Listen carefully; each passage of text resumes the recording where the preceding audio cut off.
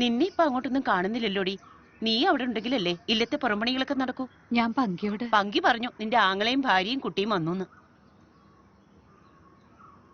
ഇതാണോ ആ കുട്ടി? അതെ. അങ്ങേർക്ക് എന്തുവാടി ജോലി? പോലീസിലാ, തൃപ്രയാറ്. മോളുടെ പേരെന്താ? ബിന്ദു.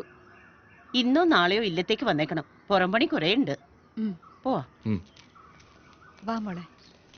ചേച്ചി, ഇവരൊക്കെ പഠിച്ച് പോലീസും പട്ടാളം ആയി കഴിഞ്ഞാ ഇനിയുള്ള കാലത്ത് പുറംപണിയൊക്കെ ആരാ ചെയ്യുക? അവർക്കും പഠിപ്പോ ഉദ്യോഗമൊക്കെ വേണ്ടേ? ഇല്ലെങ്കിലും ചേച്ചിക്ക് പണ്ടേ ഇവരോടൊക്കെ നല്ല കൂറ. ഒന്ന് പോടാ.